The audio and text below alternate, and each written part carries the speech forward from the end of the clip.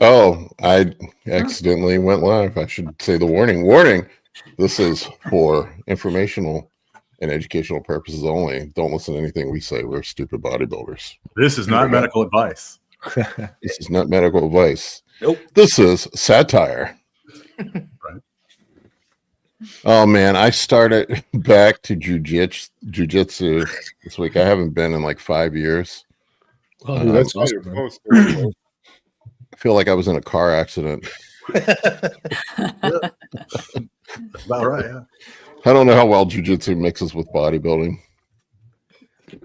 I mean, it's not the worst, but it's probably not super. I mean, a little cardio, I guess. Broken arms don't go super well with the sport, but I hear it encourages T-ball use, which isn't very good for bodybuilding. Yeah. Dude. Paul, how I'm much just going- experience do you have with bodybuilding, with jiu-jitsu? Yeah, you can always I'm become like- pickleball. I'm like the world's longest tenured blue belt. Because I never can stay consistent enough to actually graduate to purple belt, but I've been doing jiu-jitsu off and on since like 1999. Long fucking What? Since 99. Wow. yeah. I'll go for a year and then I'll bail out and not go forever, and then I'll go back. I had like a consistent like 4-year run, and then COVID happened, and I was just like, I'm out here. And then I got serious about the bodybuilding stuff. I wanted to chase the bodybuilding thing, and I was like, man, jiu-jitsu is not congruent with bodybuilding. So yeah, they're both kind of they're both one hobby sports, you know. Like bodybuilding, it's tough to have multiple hobbies when you're a bodybuilder, between cardio and meal prep and eating and lifting. And I imagine jiu-jitsu is pretty similar. Just, you know, a lot of work involved. yeah, you don't get good at it unless you're consistent with it. That's the thing, and it's a lot of drilling. And I mean, I'm like a 2 or 3 day kind of week. I'm a hobbyist. I would say like if you want to get good at it, you got to go to class 5-6 days a week. Yeah. Yeah, Well, they say some of the hours that yeah. they say when you see the hours, they'll say like a certain black belt has. I don't know how they calculate it or estimate it, but the number of hours when you break it down, it's like holy shit, they've lived in the gym for the last decade. So I mean, the hours those guys put into it is crazy. Yeah. Yeah, I mean, well, it depends on the academy, but like I go to a Gracie style school, but I mean, it's 12 to 15 years to get a black belt. Yeah. You know, something like that. But they have, it's sort of like a minimum requirement. I don't know, the academy I go to now, I don't think they do it, but the Gracie academies, it's 500 classes between belts before you're even eligible for a belt promotion. Jeez, Yeah. No, that makes sense. I mean, it's an intense sport and it's extremely precise. Yeah, and that's just the minimum. So like 500 hours is, or 500 classes. So how many hours is that? I mean, probably most classes are 90 minutes, 2 hours long. So, you know, there's 1,000 hours of work before you're even eligible to test for a belt. Yeah, I think I saw something. It was something like maybe 5,000 hours. Someone estimated was the average. But if you break that down, that's like an hour and a half a day, 7 days a week for 12 years or something crazy. It's one of those numbers that doesn't sound that. When people say you need to put 10,000 hours to get, to become an expert in something, I always hear that. But then if you ever count how many hours 10,000 is, it's like, well, that's a lot of hours. Yeah. You ever see that movie Knockaround Guys? Vin Diesel's character when he's about to get in that bar fight. 500 fights. Oh yeah, he was a kid. That was a great movie. Yeah. Well, I mean, it's the same thing with jujitsu, man. You got to serve a lot of time in jujitsu. I mean, in bodybuilding, you got to put a lot of hours in bodybuilding to get good at it. Mm-hmm. Yeah, True. for sure. True. Yeah, there's definitely some parallels in the two sports, but how you prepare for them, how you're going to have to recover is very, contradicting of each other. We have a jiu-jitsu gym right next to my gym I train at. So a lot of the guys kind of bounce back and forth, and it's amazing when they, how injury prone they can be from lifting too much, trying to go back to jiu-jitsu and then back and forth, or, you fall out of the stretching and the mobility of the jiu-jitsu, for a little while. When you lift, you get tighter. It's interesting, but I do see it a lot. We'll have some clients I forget wanna who it do was. jiu-jitsu. Never works out right. Somebody in my comment section the other day said that bodybuilding, you get an injury every 6 months. Jiu-jitsu, you get one every 6th class. It's very true. not inaccurate. I was surprised to see Jiu-jitsu, you get your arm judo. broken in an arm bar. Bodybuilding, you break your ankle falling off a stage. Gust posing. They're very similar. Everybody in jujitsu's had at least one shoulder surgery. It's funny, like guys were beating me up. Yeah, why are you about going my- back to jujitsu? Because you got a new shoulder. Now you're like, I'm going to break this one. Let's test this thing out. Everybody was giving me shit in the comments this week about like my high volume. Well, I don't even really think my training's that high volume, but my style of training, wear and tears, would fuck my shoulder up. I'm like, no, actually, I fucked it up. I fucked it up in jiu-jitsu, and I just ignored it for 5 years, and then it finally came to a head. I couldn't ignore it any longer. Nah, I'm proof positive that's not accurate. That's 100% not accurate. I actually got better by doing the high volume training. So I at 54. Sorry. No. If it were wear and tear, my right shoulder would be fucked up. My right shoulder's Right. perfectly fine. I mean, they do know you're older than Star Wars, right? So it's like, I'm so old. I saw Star Wars in the theater. Did you? You probably. I mean, I guess you could have. I saw like- ET in the theaters, and that was like 5 he's years literally older later. than Star Wars. I'm not joking. Yeah, I think it was Star Wars 5. 77, I think. Yeah, Is that it's right? 27. My grandfather Or- took me to see it. I was 6. I was 6 years old. Yeah, but that was back in the day when 77, 81, movies 83 were the original. movies stayed in the theaters for a couple of years back then. I remember Oh, man, I yeah. distinctly- Damn. yeah. Well, there was no VHS, man. There was Oh, there was damn. nothing. Yeah. They had to make those Uh, legal first. I remember my parents. I distinctly remember them taking me to see Star Wars in the theater. That was like one of my earliest memories. I don't know. I was like 4, I think. It was before, I wasn't in school yet. That's cool. I'm a little older than you. I was, I think, 6 or 7 when we went and saw it, and that it's definitely something you remember. I know that the second time I watched it, I had to adjust the tracking on the VHS so to get rid of the little squiggly lines. Oh, yeah. Good old days. Smack the antenna. Yeah, I was that old. I also had the terrible experience of my parents not researching movies, and they took me to see Star Wars at age 7 or whatever. Then Alien came out. They did not research that movie. They thought Alien was another sci-fi fun flick, and they took me, even though it was rated R. I had the same experience. My dad took me to see Alien, and I was like, it was "What the bad." fuck?" I had nightmares for like a week after that shit. It was horrible. Like, I didn't make it through the movie. We had to leave. That's funny. 7-year-olds like watching that. one at like 4 years old. When you're 7 and you watch that thing burst out, it was like, it was not a good scene. It was not good. No. It's like The Exorcist. It's still scary. It's still pretty scary today. That film. Oh Alien, man, I've got an over Exorcist time. story. Yeah. Like, I snuck out when cable first started. I was probably like 9 or 10, and I snuck downstairs. My parents had told me explicitly, "Do not watch this movie. Do not watch it." Like, we were raised Catholic, so I already had all the preconceived things in my head. I was primed. I snuck downstairs, and of course, I'm not supposed to be there. So it's like when things got really hairy, it's not like I could go to my parents and be like, "Oh, I'm scared." It was horrible. That was bad. This is kind of random, but it's kind of a fun share. But near our house, about a half hour away, they still have the drive-throughs in like a cornfield, and they have like a bunch of theaters. Oh, and yeah. But they have one section. They'll do older films. So they'll do Star Wars. They'll do like the old horror films. So it's kind of like a blast from the past. Everything feels, like the concession stands, like it's in the 70s. That's kind of fun to go up. But I've never actually. Oh, the had mosquitoes. Star Wars there. We got one, like, we have a drive-in in Michigan. We went once to some kids movie, and it was, I don't think you couldn't see the screen. It was like a fog of mosquitoes. It was terrible. Everyone ended up just like rolling their windows up and hiding in the car. They still got in the car. It's like July, August, mid-Michigan, right next to a swamp. Oh God. Well, I remember I'll have to post a picture, but one of my old trucks, I had a stainless steel dump insert in the back of my personal truck I would drive. So we would just hose it out, and I had an old futon mattress, and it would go, and it'd be high enough that I had my own walls. I had my own private little spot, and we'd just make a bed and watch the TV, and it was beautiful. It worked out. That's cool. exactly what we did when I was growing up. I remember that was my first experience seeing Indiana Jones. My redneck dad driving us to the drive-in theater, and we backed the pickup truck in and had a mattress in the back of it and laid in there and watched Awesome. Indiana Jones at the drive-in. I think Even when my kids were little, that was like a cheap date night with them. It's just to throw a mattress in the back of the truck and take them to the drive-through with or drive-in with a pizza and watch whatever movie was out. That's the back of the truck stuff doesn't happen anymore as like it used to. When I was a kid, we used to surf in the back. I remember going to Detroit Pistons games, driving down to Detroit. Me and my buddy would be, total. We had my dad had like little like deck chair type things bolted in the back. Even everyone did, like in a small town. You go to a Little League game, and after the game, you go to the ice cream stand, and everyone jump in the back of someone's truck.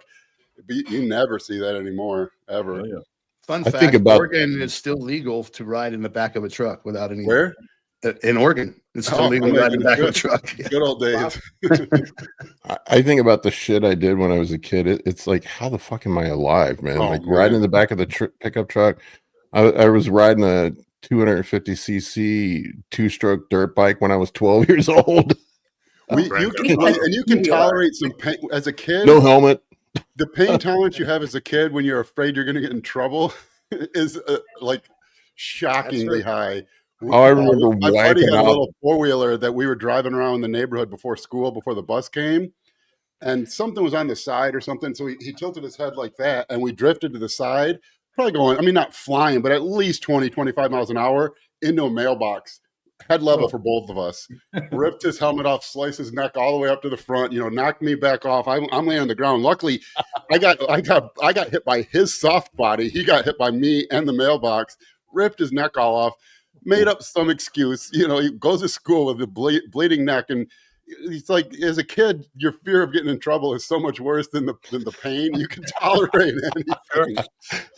I had the same experience, man. I got in a bad motorcycle accident when I was like 12, 13. I don't remember what it was. I fucked myself up bad, and I remember hobbling back home and I didn't want to tell my mom what happened because I knew she would never let me ride a motorcycle again.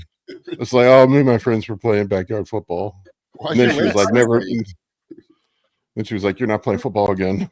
That's why I got into medicine. I had 2 brothers, and I grew up in a mountain town, and I was like the group medic. Like if ever anybody was hurt, they would bring them to me. Like how many times, like in the middle of the night, like I would be awoken by like I'd hear the voice like, "Is she awake?" And then I'm like, "Oh my gosh!" And that'd be one of their buddies who had like crashed a dirt bike or like had some big accident. It was just like road rashed and like bloody, and it was always I was the one who was patching. That's like those mob movies. Yeah, where they call some doctor at home in the middle of the night and make him fix them up in secret. Keep it off the record. You got to put Field Medic on your list of acronyms after your name. Field Medic, like Mountain Medic. What's up, Kurt? What's up? What's up, Kurt? I was just going to quickly. You got to turn the heat on in your basement. You look like you're in the Arctic. I just came in from outside.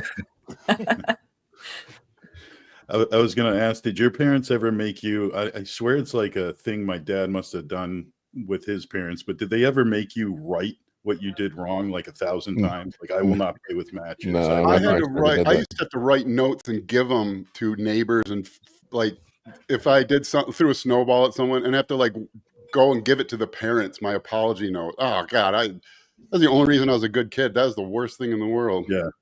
That's what my dad would do, because a spanking wasn't, after a certain while, it wasn't effective. Yeah, I'll take that over. Me write things, but then I started kind of figuring out how to do it quick. Instead of writing a sentence, I would just put the letter all the way down the page, the next letter all the way and down. then when you get a T, it's just a straight line. You get T. Dot, dot, dot, dot, dot. This is why we didn't have cry rooms in our universities. Yeah. My dad's punishment for everything was forced labor. It's like, all right, you did something. You're splitting rocks. You're splitting logs. You're stacking hay. It was. It's like you can usually tell that by if someone knows how much work moving like topsoil is. If someone's like, I got to move 9 yards of topsoil this weekend, and someone just looks at you like, oh, have a good weekend, and you're like, yeah, you had a good dad. Someone was like, oh my God, 9 yards. Dude, that's like 36 hours of fucking wheelbarrows. Good luck. I wonder why my shoulders all fucked up. I swung the axe so many times when I was a kid and pitched so many hay bales, stacked wood. That was my dad's punishment for everything. Smart. Now we got Kurt on here. I wanted to let's bring it down and go something a little more morbid. But there was study I saw shared on social media. It was in the European Heart Journal about mortality in bodybuilding, where they did a study of about 20,000 professional bodybuilders, I think over a 20-year period of time. And they had mortality rates. It actually wasn't as bad as I thought it was going to be. But yeah, I mean, we have some pretty strong clues on what kills bodybuilders. I mean, I think we know that. But I'm 121 over 20 years. it was 121 deaths. yeah, it was 121 deaths in professional bodybuilding over 8 years. Yeah, it's interesting too because they actually looked at specifically IFBB. Yeah, they looked at the IFBB. Yeah. Yeah, 121 deaths. It was a pool of 20,286 male bodybuilders that were found. The number one cause was acute cardiovascular death, which is not a surprise, right? Right. No. And you can see here, and you can see there was almost nobody that died under 24. I think there was one death. And then, obviously over 40 is where the deaths started happening. But I'm honestly surprised it wasn't more than 121 through the whole. How many years was It it? says 8. It 8? says 8 years. I thought it was like 15. But yeah, I mean, yeah, I don't know. Yeah, I probably would have thought it would be higher too, but that is still high. It's not low. We're not talking about 88-year-olds. No, true. Yeah, and it was 45% of them were acute cardiovascular events. Now they included overdose in acute cardiovascular events. I don't know about that. Oh, yeah, I think a recreational drugs. right, like a rich piano. There's a correlation there and between murder, age. so I don't know. Is there a comparison here? I scanned through it, but I didn't see a comparison versus like the regular population. Like it was the cardiovascular events were about 10 times the normal cardiovascular events in those age groups. Yeah. Oh, wow. And it stands to reason, of course, like you said, once we get older, once we get past 40, I mean, I assume, mortality risk goes up as you age. So that scales. Suicide at COVID was 6%. I'm surprised kidney was that low. I mean, I'm sure a lot of the kidney stuff ends up in heart failure and some cardiac related thing, but I'm a little surprised kidney was only 4%. It's also kidney's like a long-term thing, man. So I wonder. Yeah, good point. Yeah, anyone that had complete renal failure. They probably retired from bodybuilding and died a slow, miserable death. I thought the murder suicide being roughly equal to kidney is really what was surprising, or is surprising. I think that's trend. Yeah, that's the trend right there. I mean, the majority of these didn't have autopsy, but they said the ones that did have autopsy, they all had some sort of cardiac enlargement. Mm-hmm. I would say, the lesson that we can take from this, and this is something that we know that, and I just preach this over and over and over again to guys, that managing your cardiovascular health is probably the single most important thing that you can do if you're going to take PEDs. Yeah. Don't smoke. Yeah, don't smoke. Don't use recreational drugs. Be careful with it. Like, be really careful with that. Alcohol. I am sure alcohol is horrible. So alcohol and the stress that adds to the body. Then we add PEDs. I mean, it just makes sense. Kurt, if I recall correctly, are you a person with one kidney? Is that correct? I am. Yeah, unilateral renal agenesis. Okay, I am too. Hello. Yeah, I am too. So I'm like extremely hyper aware of that and of the numbers and the risk and the idea of what it is that we do. Which I don't understand, like guys who go like all in, all out, and then everything really, that load that your body, that strain that your body has to be put through. you know.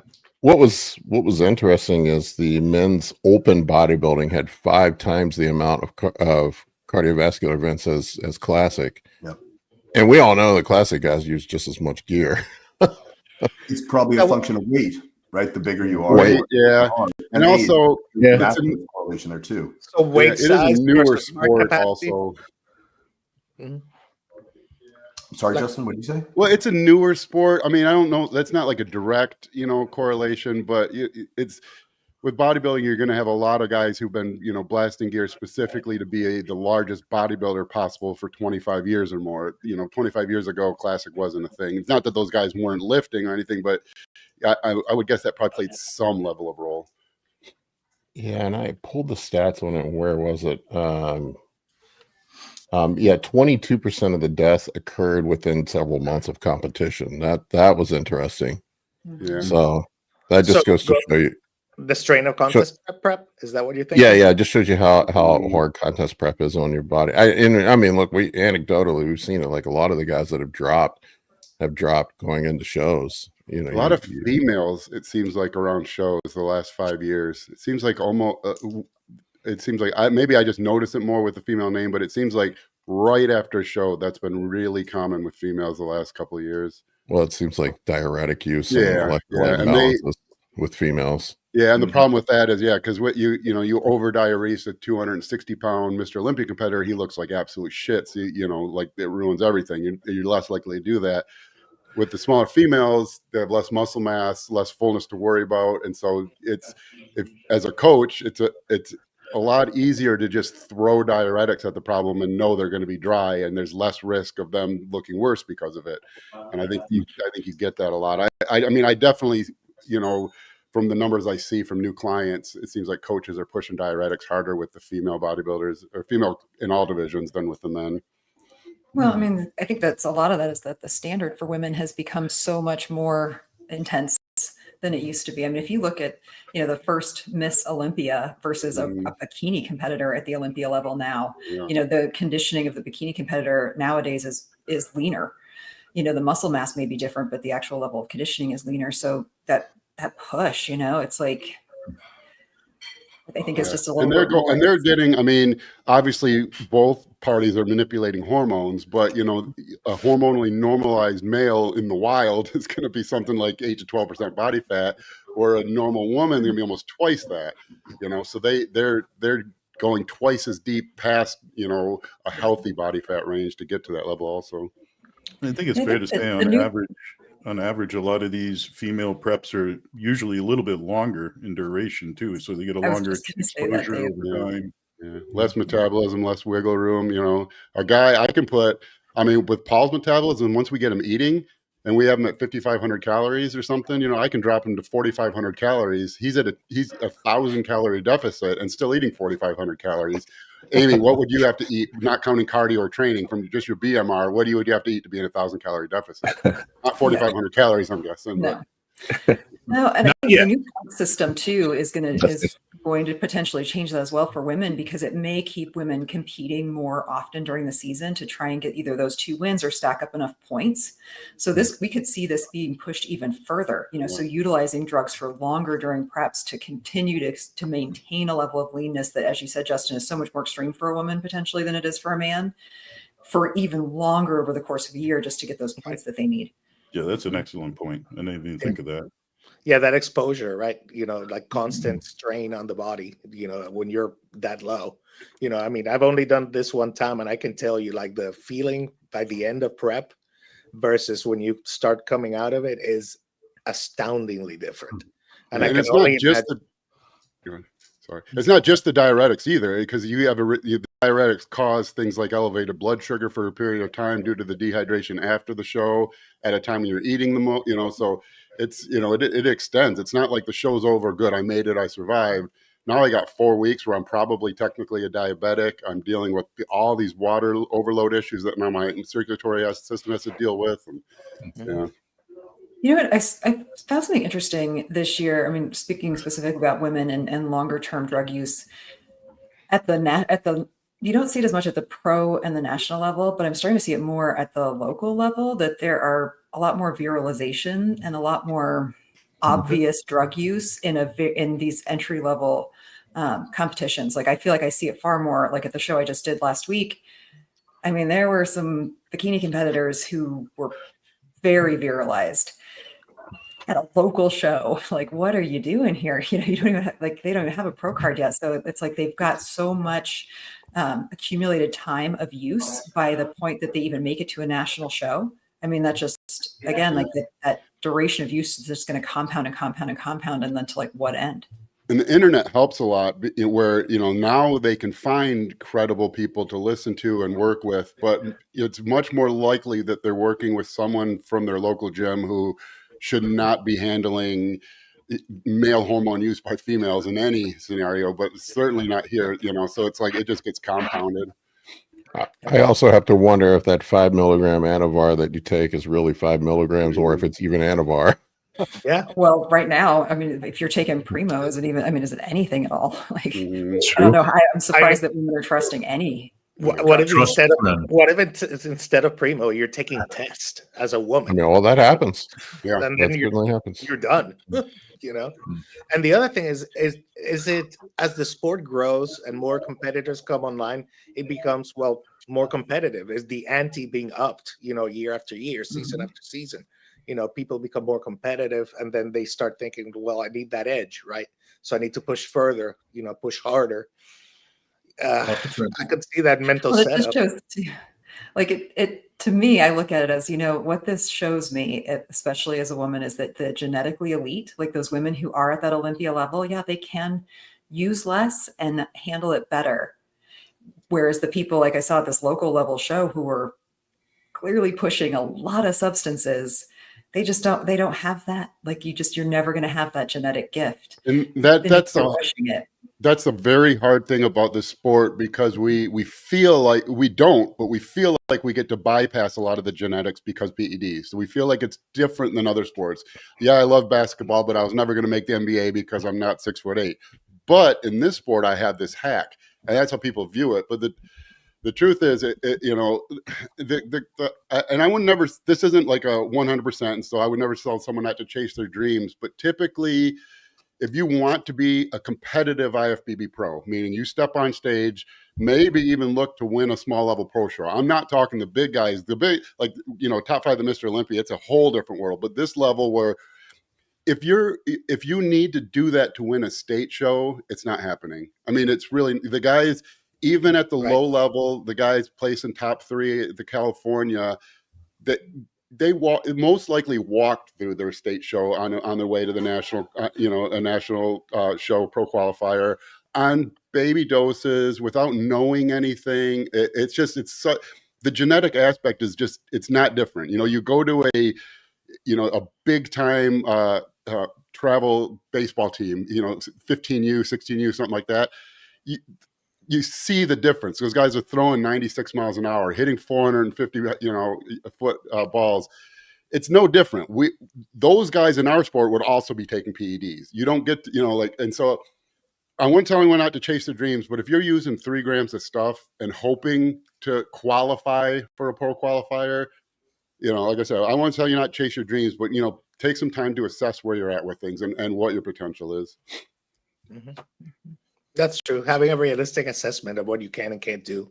And sometimes that's brutal. It's a brutal fact that people don't want to face. They want to get to that next level. I get that. I understand the whole competitiveness. But at the same balance that with you have to risk mitigate. You only get one life, one body.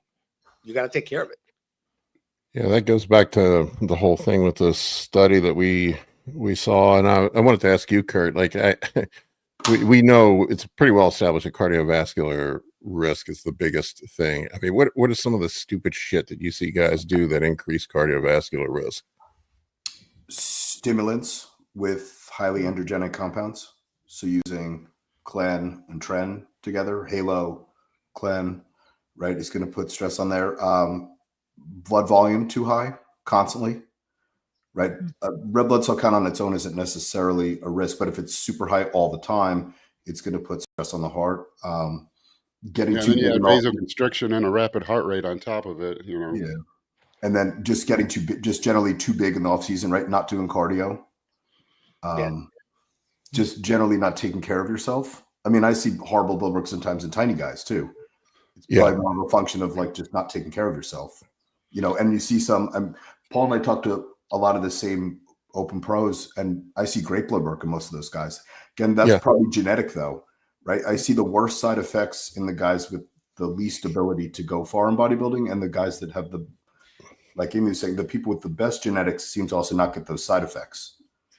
Yeah. I see too. There's also sort of this bro mentality that you need to eat high fat foods and dump salt all over everything too, and exacerbating lipids and high blood pressure.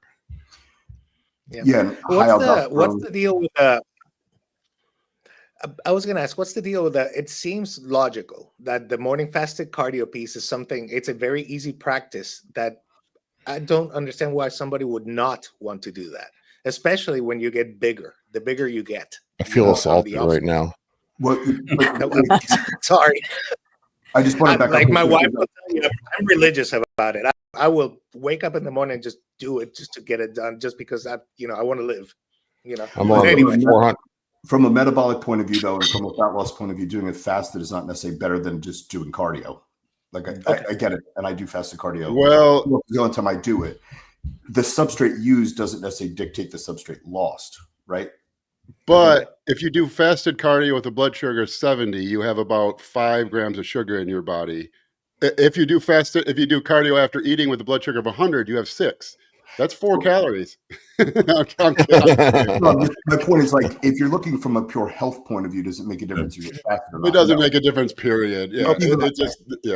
When I'm on it's a good compliance and discipline trader. And it's not necessarily getting fasted. I just have to do it fasted because the only time I'm going to get it done in my life is if I wake up in the morning and do it, because I can't do it in the middle of the day. Right. Yeah, I'll tell you why most people don't do it. Because people sabotage themselves. We have this weird thing in this sport where all the things that make you a better bodybuilder, people don't want to do. The first thing anyone wanting to get huge does after a contest or in the off season is drop cardio. And they don't want to do cardio because they think they'll lose leg size or not grow. And the exact opposite is the truth. And which is why, go watch Kai Green do the step mill before every workout with his fucking thunder thighs, trying to not start a fire as they rub together on that step mill. In the middle of the off season at 300 pounds, every single workout, this guy is doing the step mill with his 48-inch quads. But every new guy, that's trying to get big insists that if they take more than 3 steps in a day, they're just going to shrivel up and lose all their size. But the opposite is true, and you'll live longer. But when from a cardiovascular point of view with cardio too, just going for a leisurely walk, while it's good for your health, is not necessarily going to get your cardiovascular system in shape. Yeah. I think guys are too leisure with their cardio. Well, Progressively overload your cardio. Yeah. And I think Josh nailed it too, Gonzo. If you think about it, it's really, it can be as simple as just like the athlete's adherence. I mean, it just might not be appealing for them to do it in the morning when they're tired. It's the last thing everybody wants to do. But once you build a routine of it, like myself, I go crazy if I don't get up early and start my day with the peace and quiet and a walk, It's like anything else in life. If you want the best future outcome, it almost always comes from doing the thing you don't necessarily want to do in this moment. You don't want to do cardio, but you do it, you'll feel better the rest of the day. You'll be healthy, you'll live longer, you'll look better. But you don't want to do it in the moment. I don't want to go to work, but if I don't, I can't pay my bills. That's everything in life. Do the thing you don't necessarily want to do right now because it's going to produce a better future. Yeah, do the hard things. Yep. Yeah, I do love also in the walking, the dopamine reset that you get.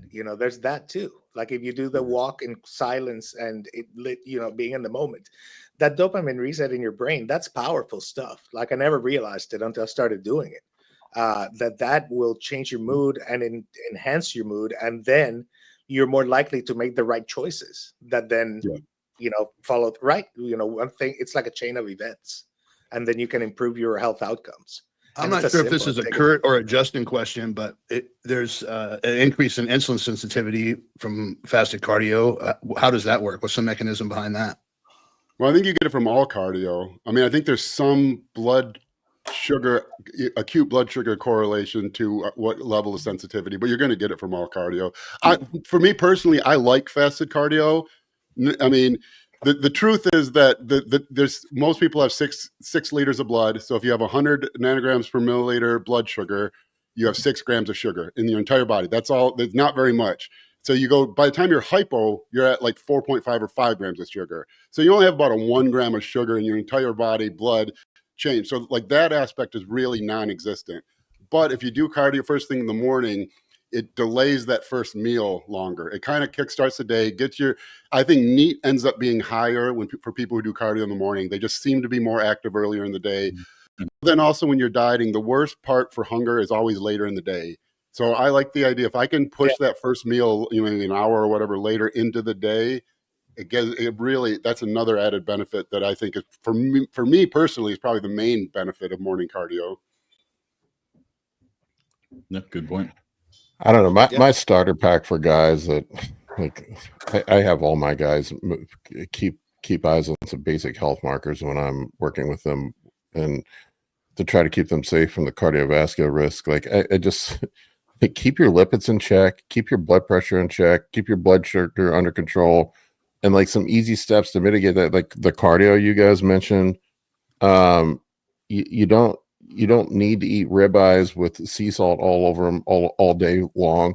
Keep your estrogen under control. Like I don't understand this thing now. Everybody wants to blow their estrogen through the roof and get their blood pressure super high. The internet has decided that low cholesterol isn't that great, so therefore the only other answer is estrogen has to be as high as possible. So it's all we ever do. A isn't optimal anymore. Therefore, B has to be as far from A as possible.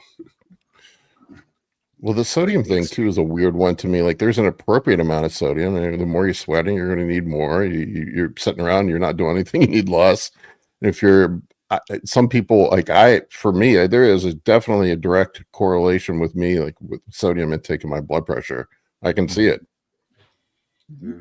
And more specifically, changing sodium intake. I think the most important thing with sodium is consistency. Your body will adjust to pretty high amounts of sodium if you have that same amount every day. So for me, more than the specific number, I like a little higher sodium. I like 6 to 8 grams for most people. Yeah, that's probably about what I do. Yeah, but more importantly, that you stay in that. I don't want 4 grams today and 10 grams tomorrow. That's going to throw everything off. Yeah, that's something I got. Go ahead, Dave. I was just going to say that's something I just adjusted this beginning of this off season. I measure my salt, accurately with a 1/8 teaspoon, and I put the amount I need in. But the problem with kind of the way I get my diet is macros. I've not always eaten the exact same thing. 70% of the time it's the same stuff, but I might do something I don't throw salt on. So I started actually just taking a cup and weighing out, all right, here's the amount of salt I need. And I just finished that little cup by the end of the day. And that's been super simple little trick to keep me consistent. So that way I'm not being accurate on all my meals, but one meal is not going to have salt today. Tomorrow it's going to have, and vice versa. So you're definitely right. And I've noticed that my weight's fluctuated less. My look stays a little bit more consistent as I'm kind of growing right now. That's what you said, the change too. You'll see that a lot of people who don't maybe not know exactly what they're doing with peaking. And you'll see a lot of guys that, they're eating, meat, rice, and their clients probably adding seasoning like crazy, because when you're hungry, you're always seasoning your food harder. And then they go into the carb up. And as soon as you switch to carbs, you're already probably at a lower, the meat's generally what gets the most seasoning. Rice gets seasoning and stuff, but potatoes not quite as much. And then also potatoes are very high in potassium, and then oatmeal again. So you'll have a lot of people, they're at a certain sodium level, then they go to carb up. They switch to like oatmeal potatoes. Their sodium, percentage drops dramatically, and it's great. They're carbing up and drying out. The problem is you need the sodium to store glycogen. So they get to 36 hours out of the show. Maybe they start switching sources a little bit, and lower carbs a little bit, increase the fats, and now their sodium spikes up again. And all of a sudden, the sodium levels here all prep, drops down when I carb up, and then when I'm hoping to dry out and step on stage, I spike sodium again. So that's where the consistency comes in, and you need to know what you're taking every day, because like Dave said, you switch meal sort. If I go 6 meals of steak and rice, and then tomorrow I do 6 meals of protein shakes and oatmeal, very different sodium intake. Yeah. That ability to be repetitive and to be consistent and boring actually is like a superpower for bodybuilders, because then you can always predict. If it's always this, I can expect this outcome. and then I'm not changing variables constantly. I learned that during this prep, by the way, Paul. You taught me that. It worked really well, really well. Tanya brought up the potassium thing too. That was a trick that Dean St. Mart told me, is to use the light salt. It already has the appropriate ratios of potassium and sodium in it. It's 3-2, I think. I don't recall, but somewhere in that range. That's less likely to occur. But one thing to be careful of is a lot of the stuff we do with, the stuff we take, the telmisartan and ARBs and has some retention. Yeah, will increase potassium levels, and then if you get any level of reduced kidney function, it's going to do the same thing. And then, like, going back to what I just said again, if you're at a certain potassium level and you're doing all that and you're prone to high potassium levels, and then you'd eat 12 pounds of potatoes during your carb up, you can run in this, same thing. And then if you take a, potassium sparing diuretic, then you can get yourself in trouble. Yeah. And also in the same breath, one other little thing is you nailed it too, Justin, with food sources too. Being consistent is great, but also, like, let's say 4 to 2 weeks out from a show, somebody's a little hungry and they're adding more vegetables or just a little increment extra of vegetables. I myself, I use a lot of spinach. That's really high in potassium too. So if you're adding that all the time and then you start cutting it out 2 to 1 weeks into the show, you're producing a different look that the coach has to now work with. And you might not pick up on that because they didn't change their macros amount. They're just kind of changing a little bit of that extra food that's entered in, That's a good point. As a client, always never hide anything from your coach. Almost anything can be fixed and worked around, and almost nothing, even pretty close to a show, is like deal breaking if the coach knows about it and is able to make adjustments for it. Yeah, good or bad. Yeah. I think it was Vigorous Steve who coached his wife. Her last show, she ate like an entire bag of trail mix or something crazy like that the night before her show. Wow. So yeah, we were talking about like the benefit of fat loading. Like, yeah, that was it. That was all she got to eat. Like, hope you enjoyed it because you get nothing else the rest of the day. Yeah, trail mix will get you hard too. That's just like 700 calories a handful. Every time because that's like the two standards. Whenever I worked in corporate America, that the people trying to eat healthy or lose weight, they go through the lunch line and they get a bag of peanuts or a bag of trail mix. The two highest time, like, man, you could eat 3 Snickers for less calories. It's like what I saw a comedian, or I saw a joke somewhere about something about health food, and they're like, well, it's health food, so it tastes like banana and peanut butter, which cracked me up because that's all people. You go to any place and it's like, oh, here's our health food section, banana and peanut butter. It's I always laugh at the granola bar, or granola as health food, and then people don't realize how calorically dense it is. Oh yeah. I mean, it was basically made to keep people alive who had to travel distances and couldn't carry a ton of weight. Yeah, he did a large amount of nutrients in a very small package. That's exactly what that is. It's natural. Yeah. Yeah. Oh my gosh, I didn't tell you guys this. After my show last week, what I ate when I got home was just chicken breast tenders with, like, I'm not even kidding, about a third of a bottle of mustard. Talk about the seasonings thing. It's like it cut out all condiments on peak week. Yeah. I'm like, that's all. I literally was just standing there with the bottle, just squeezing it onto the chicken tender and just taking a bite. Oh yeah. Amy has chicken tenders. I go eat a whole pizza. We live different lives. You were going hard. And all of a sudden, mustard feels like a cheat. Oh, that's what I was going to say. Yeah, that's how you're deep in prep when mustard starts being a delicacy. Oh, seriously, like, because I had no condiments for like the last 2 weeks, so like, oh man, like I'm just out to that bottle of mustard. Oh yeah, you know why they call them electrolytes if you've gone through that. When that sodium hits your tongue and it's like a little sparkling, tingling little electricity. It was amazing. I was more confidence in this study if they they never do this, but they never like create a category or column for people who also use recreational drugs on a regular basis. I think that there is a significant amount of our cohort that does, and it's always overlooked in these studies. I mean, there's obvious biases in the thing anyway, but you don't classify steroids as recreational drugs as well?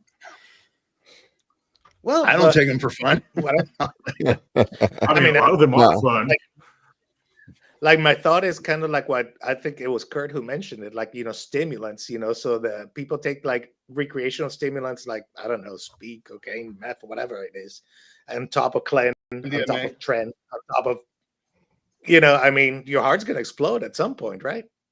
I mean, wouldn't it? It's just added stress. You know, you're That's, adding stress to it, and you're not letting your Mike body Mincer, rest.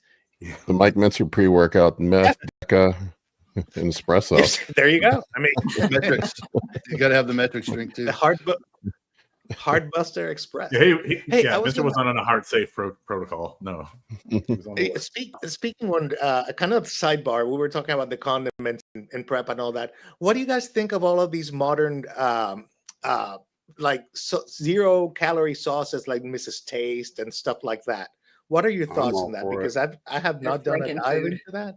Is that bad for you? Is that good for you? Well, Is it define irrelevant? bad. If it doesn't have calories, it's going to have no impact on like caloric body composition, body fat, muscle mass, glycogen storage. It'll have sodium and electrolytes, and it'll affect that. But no, I mean, but bad for you is a hard thing. You know, I'm sure there's ingredients that aren't necessarily most conducive to the longest life possible. So I don't, you know, if bad means long-term body composition in terms of muscle mass and body fat levels, no, it's not going to affect anything. But that's, you know, acutely, it can affect things before prep or before the stage, depending on where you're at on a diet. But Check for the the most part, ingredients for digestive stuff. You know, that's the big one. Yeah, I mean, they can definitely have an impact on the look if they're impacting the way that you're absorbing or digesting food. I mean, look at like konjac noodles. You know, yeah, they're basically calorie free. You can eat a whole big bowl of them. You may not gain fat from them, but you might gain weight from them because they're going to make you bloat. Like they're going to sit in your intestines. They're going to not digest well. And then add on to that, can you imagine what it would be like to eat those konjac noodles while also using GLP-1s? So like your digestion is slowed anyway. And then you have this huge bolus of undigestible fiber. Yeah. Like, is that going to affect your look? Just like slowly that's definitely going to affect your look. Yeah. my dog ate a mop head the other day. I think he's going through that same thing right now, actually. Oh my gosh, that's going to be messy coming out. The stuff that dogs will eat. Mine ate a sock a few weeks ago, and then I won't tell you the gross details of it, but one of the advantages of having a 200-pound dog is they can pass a sock through their intestine. At least you didn't have to pull it out. Oh, no, that's what happened. Yeah, dogs will eat they'll eat other dogs' shit. They'll eat their own shit. They'll eat dead animals. They'll lick anything just to see what it is. But I'll give my dog. My dog got one ibuprofen when he got neutered, and now he'll mash a hot dog to pieces on the threat that there might be a pill inside. He's got dog shit stained around his mouth from going in the backyard. But dogs are so dumb. All right, we want to get some questions. Steve is very impatient about questions, so we'll make sure we get to his last. Steve says, "Looks like you're not entertaining. I don't care about the trail mix conversation." These people are not pleasing me in the way I like. Well, we'll do that one last. We'll do it last. Steve can wait. We'll come back to. Are you sure it was Masty, Steve? I don't take complainers' questions first. Well, let's start off with this one from Benny. He said, started lifting with straps about 2 months ago, and his wrists hurt so bad when he first wake up, wondering if it's from using straps. And then he said after that, I'm thinking I should let it heal and leave the straps out. So what do you guys think? Are straps making his wrists? Are you on GH? That's what I was going to ask. Yeah, that's valid. It's a valid question. I'm a big fan. And of also, straps. what's the because if you're using straps, it's tension, so it's going to be where my it's going to be these tendons here are going to if you remove the strap, those tendons are going to take an extra load. If it's compression pain like benching, I mean, you know that the straps aren't going to affect that. So really, it would depend on what type of pain and what's causing it. Is there a relationship between grip strength though and using straps? And the reason I ask is, so my middle child is a rock climber. So whenever he lifts, he avoids using straps because he wants to generate, grip strength, obviously. Is that a factor here? Because if he's lifting super heavy, but using straps, you'll never be strong enough in double overhand movements to where grip won't eventually become the weak link in things like bent over rows, deadlifts, and it just the large muscles of the lumbar are just so much bigger than the muscles of the forearm that it's what your goal. If he wants to be a strongman competitor, he's either going to, he's going to need strong grip and train his grip some way, but he's probably going to have to train it specifically. If he's an arm wrestler, he's going to need a strong grip and strong forearms, but he's going to train that specifically. If he's a bodybuilder, there's really very few places where a strong grip, other than, if you're alone at night in the hotel room, that is beneficial. But, I mean, for real. So you kind of you have to think what your goals are. And we do that all the time is, guys will, they'll not want to use straps because they don't want their arm muscles to get weak when they're training back. It's like, but then you're not training back effectively. So you just, what are the goals? If the goal is to be an athlete and a rock climber, then don't drop the straps. If your goal is to build the biggest lats possible, then do whatever it takes to get that. I'd be interested to know what Wade thinks about this. Yeah. For like the wrist or for the rock climbing? For the wrist pain. Using wrist straps and bodybuilding. Yeah. Oh man, I'm all for it, man. Because just like what Justin just said, it's just like your wrist is going to give out before your lats do. So, and if you're, I know I should use them. I never do. I never use wrist straps. I never really have. Well, I mean, but the type of wrist strap really makes a difference to me. Like just the wraparound type, they do tend to cause a little bit more wrist pain. Like I actually have a pair of like VersaGrips. Yeah, and because it wraps all the way around the wrist, I feel like it disperses the weight more balanced. Like it more comes on the forearm versus like the hand and the wrist. Whereas like with a wraparound strap, I do feel sometimes like it's really pulling on my hand. But I don't get that same thing with the VersaGrip. That's kind of yeah. Disappearing. They make them that small. They're still not super tight, even on like the tightest, the Velcro all the way at the end. But for me, at least, that makes a difference. Like the type of strap might just be the fix. Tina, she's also a fan of the VersaGrips. I like Versa. Yeah, I love VersaGrips. Yeah. I do think that there's a good use for straps for also teaching, in the sense of like sometimes I'm able to get a new person to use a strap, and that allows them now to, let's say on a pull down, learn to pull through the elbow rather than being all grip and heavier weight. Like, so that once they build that mental connection, using the strap might be beneficial to continue that connection, or they might get the trick and they say, okay, I can get rid of the strap and build a little bit of grip strength at the same time. But you know how it is, people row, they use their biceps until you throw a wrist strap on there and teach them how to do it properly. It could be a beneficial tool. I feel assaulted again. Yeah. Dave just described my training.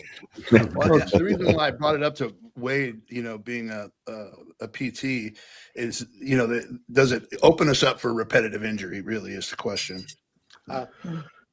Yeah, I mean, I don't know. I guess it just, for like this guy with the wrist pain, I guess it just depends on like maybe his form might be off, his technique might be off, and he's just like bending it or twisting his wrist a little bit through heavy weight, and maybe it's causing like a strain or a sprain. So, but I don't know. I love VersaGrips though, man. Personally, yeah, all day. The butcher hooks are great if you can get your hands on them. I don't know if you've ever heard of. Are those hook ones? They kind of are like a V, so they wrap around your wrist and then they come to a V. So I know what you're talking about. Yeah, a lot of the strongmen use those. Yeah. I haven't seen that. Yeah, there's just a little more. There's a brand called. Have you guys used the figure 8 straps at all? Oh, I've seen those. I've never tried it though. They're crazy because your fingers don't even have to be on the bar. But I didn't like it because they're so wide and there's so many. You end up with like twice as many pressure points on where it was on deadlifts. You'd be all excited and kind of fired up for your set. And I found I'd have to put at least as much emphasis into making sure my hands were even, because I think they were even, but where the strap would like kind of stretch out over my hand on each side, I'd be 3 inches off on one way or the other, and one side would be like 70 pounds heavier. I don't know how those those strongman guys were doing 1,100 pounds and stuff. They seem like I guess practice, you get better at it, but I always felt like it was difficult for me to get really evenly spaced because my hands would be, but the strap just had too many little, interaction points. Yeah, I agree with all of that. All right, ready for the next one? What do we got up next? Yep. Next, we get this one from Dalton. How long would you guys recommend a hold phase at the end of a push before cutting back down to hold on to that newly acquired tissue? And then we actually had someone say same question, but in the opposite, how long after a cut? So coming in and going out, how long do you hold in between? I like to do a 6 to 8 week kind of cruise hold phase post bulk phase. kind of let things settle in, let blood work settle down before shifting into a contest prep or a cut. Post cut, I mean, I've kind of subscribed to Justin's philosophy now of, that's a time to put some size on. I leave some gear in place. I cut it down, I'll cut out all the toxic stuff, but push the food back up, get aggressive with the food, and try to put some size on. I think I don't know if this guy is a new guy or young guy, but that's who I'm speaking to. I think that the new people in the sport, like when I came up in the sport, it was there. It was only the magazine, so it was much harder to get information. But it was basically off season for 5-6 years until you decided to do your first show, and that's when you started you cut for the first time. I'm not saying that's optimal by any means, but it seems like guys are always looking for, when should I switch? When should I change course?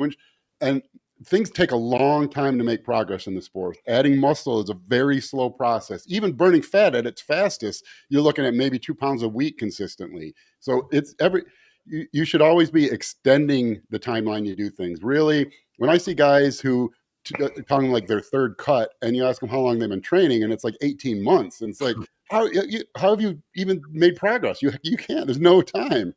I like, but you can divide the year up pretty evenly, and it works perfectly all the way up basically until you turn pro. Because once you get to the national level, and you're doing pro qualifiers, there's basically a season each year where you can do your shows.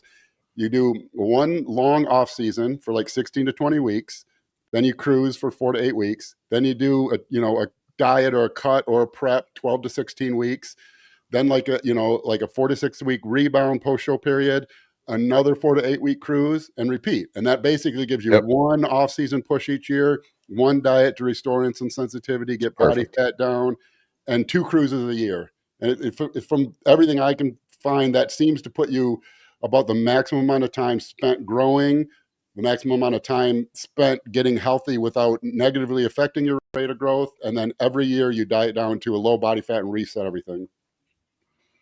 Yep, that's exactly what I do. Yep. That's what I'll be doing. Awesome. All right, next question. All right, from Zionic. Justin, when do you think is the best time to bring in Suppressor Max during a push phase?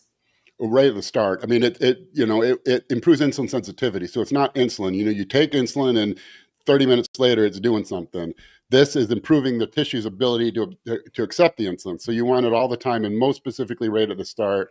What I do, I just keep it simple. It's just a habit now. I have the Suppressor Max. I have like 6 of them laid around in the house wherever I usually eat meals. I take 1 capsule with every meal. It's technically the dose is 7 a day. I usually eat 6 meals, so I build up like 6 or 7 capsules over the week, and I just load those around workouts on high days. And there's no reason why you wouldn't do that in a bolus, right? Like just take it all in the morning and. You can, yeah. I mean, that's why we did the sodium cap rate. So if you can, I should post. Actually, if you go to troponensupplements.com and the Suppressor Max product page, there are some research articles at the bottom.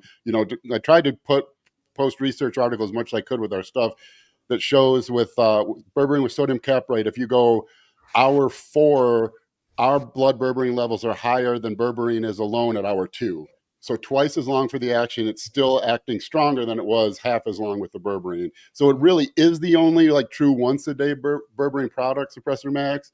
But for me, it's just so easy. Where's my bottle? Right over here, somewhere over here. They're just sitting right here. I grab one, take a pill when I eat, and I don't like taking, because I get reflux if I take 7 pills at once. Justin, quick question for let's say a smaller woman, would you still recommend 7 caps a day, or would you actually kind of dose that down? I probably would, but not for any reason other than I try to stick to the science, and typically the research I'll use is like a stock standard berberine level, and so that's kind of what we did. I don't know what happens when you drop that dose down into 75% or 50% of the research tested levels. So I don't want to tell women that, hey, you can take half as much and still get the benefit, because I don't have data to support that. I would suspect they don't need as much, but I don't know. Yeah. I've noticed with the berberine, I had to drop it, dude. It fucks my stomach up bad. Anybody else get that? The berberine alone or berberine with sodium cap rate? I've tried both, man. I just berberine's harsh. That's partly why I like 1 capsule at a time. And is it antimicrobial? Doesn't it have an effect on It the? absolutely does. Yeah. And then that's why I caution people, I mean, unless you really need it, to continue to take just straight berberine for extended periods of time, like, is maybe not a great idea, especially for your gut health, especially if you're dealing with any type of gut dysfunction. Yeah. So the one with the sodium caprate in it is gentler on the stomach. Well, it's different because it is gentler, but it's got different issues because it increases the permeability at the small intestine. So there's other things have a higher permeability also. Generally, you want better absorption, but it doesn't guarantee only good effects. So yeah, it should be milder on the stomach, but as far as like the total GI tract, it's better in some areas, but it's got other areas where it's doing things differently. Okay. I was just curious because it just absolutely. I have a super sensitive stomach. My stomach is just doesn't. It's not happy half the time. But I've heard the same thing from other clients. It seems to be one thing that messes some people up. Yeah, especially that's partly why I don't do it all at once. It's really because of the reflux. But I can't take a bunch of pills at once anymore. But I would imagine taking a bunch of berberine at once is worse than taking small amounts spread out, also. Another one I see cause people problems is NAC. Mm-hmm. NAC, if you keep on that for a while, it tends to fuck your stomach up. I never even knew this because I've taken zinc off and on my whole life, but apparently a lot of people, if they take zinc on an empty stomach, get very nauseous. I just realized that's the whole thing. But yeah, does it? Zinc is like battery acid for me. I don't know why that is. It's the one. Yeah, I never knew that. Yeah, I just started having clients that started complaining about it. Yeah. I didn't know about the NAC being like bad to take for over a long period of time. What's up with that? Yeah, NAC. I didn't know that either, to be honest. Yeah. There's with NAC. I know it. It's I'm trying to remember. I went down this rabbit hole. It's right. It's cysteine stores right that fill up, and after a while, and like it doesn't. Kurt, you would know. And then after a while, it just becomes ineffective. And I think it also has an antimicrobial effect on the gut as well. I tell people to use it just when it's needed. It shouldn't be like a continuous. It should just be a prescription drug. It's a precursor to glutathione. Yeah. Well, we had to go through a bunch of additional approval processes. We almost couldn't put NAC in. I don't know if they've changed what they were doing with that, but when we were, this is 4 years ago now, we went through a lot of hoops to get NAC, and it was the manufacturers were acting like it was going to be a prescription product. But I guess nothing ever came of that because nothing ever came of that. We don't have to do any additional stuff with it anymore. I think during COVID they debated changing it. So it is one of the supplements though that can definitely give people heartburn. I've found when I have someone who's struggling with like reflux or heartburn and they're taking NAC at night, I'll usually have them switch it to the morning if they are going to continue taking it, or just take it out and see if that fixes it. And it usually does. So here's what I found. It's called Mucomist. It used to be a medication. Now it's not as prescribed. But here's what I found on NAC. They said NAC contains sulfur, which can irritate the gut. So it irritates the stomach, stimulates acid production, produces gas, and disrupts gut motility. NAC also reduces mucus production. Isn't it a bleeding issue also? Can it affect bleeding long term? There's something with that, I think. Yeah, so if you're prone to acid reflux, it's the reduced. So if you have increased acid reflux, it can cause less mucus and increased stomach sensitivity, which I do, and more irritation from acid from food, like burning, discomfort, loose stools. It also seems to increase the. Then for NAC, like what are the correct scenarios where you would use it? Kurt, what would you say? It's used for Tylenol-induced liver failure. Yeah. That's the primary use for it, and it's given intravenously for 11 hours. As an infusion, there's a chart based on weight. That's how it's designed to be used. I mean, as an oral supplement, it can use like anything. It stops mucus. It can be used for like sinus stuff. It can be used for. They claim it might have depression things going on. It might have. There's all sorts of purported health benefits from addiction, things like that. I don't know how true most of those things are, though. I mean, the primary function is to get the liver to heal itself quickly. Mm-hmm.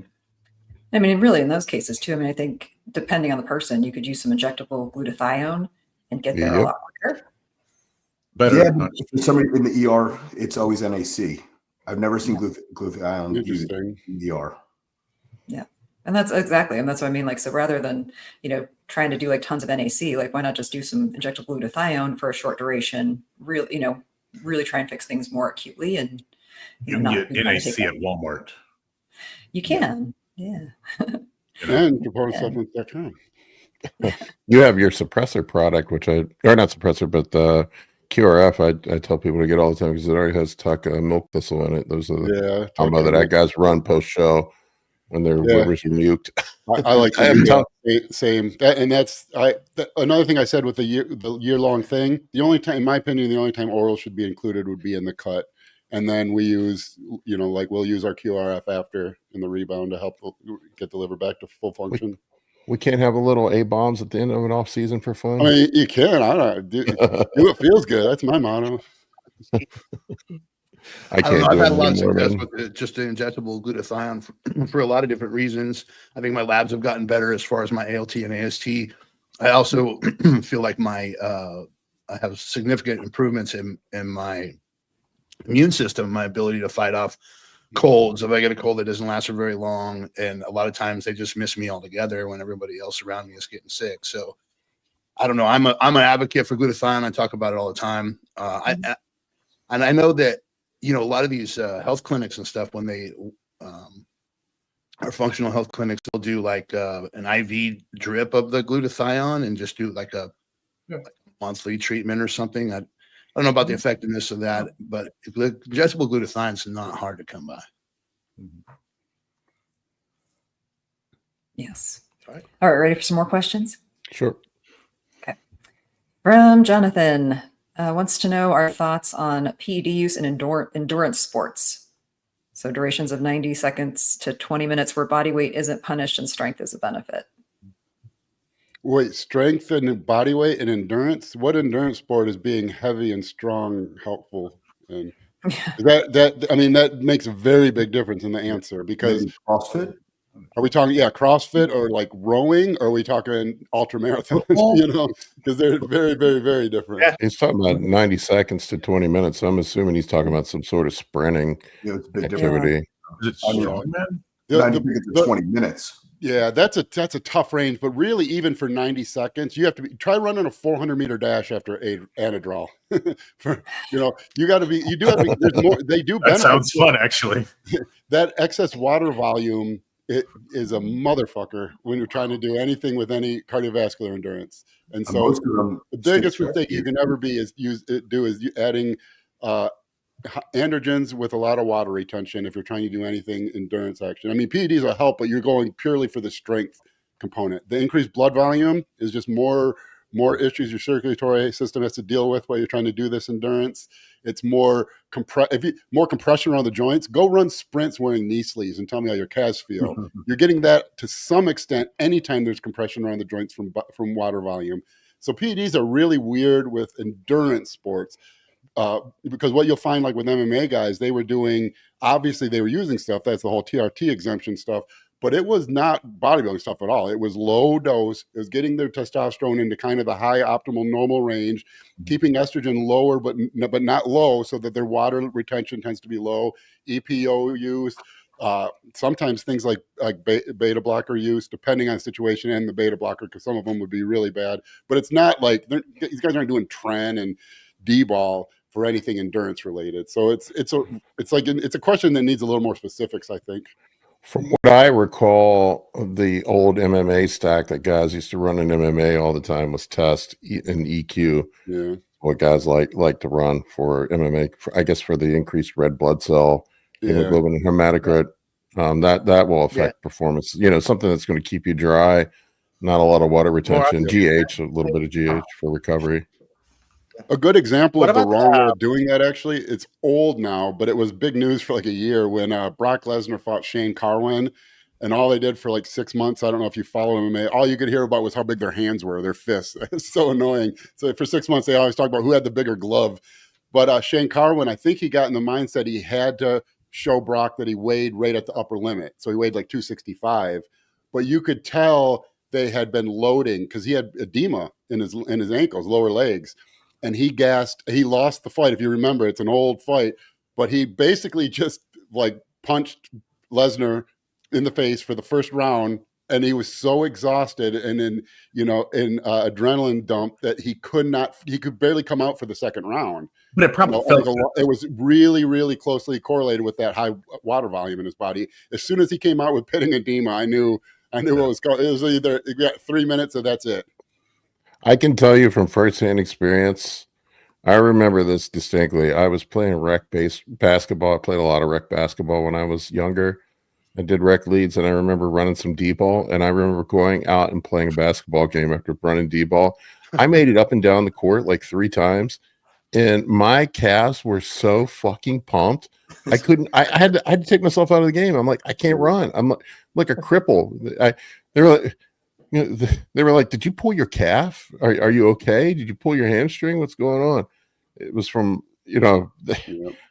I've been like that too, like where you can't walk upstairs. Yeah, sometimes you walk like a pregnant woman. You got your hands on your lower back, wobbling.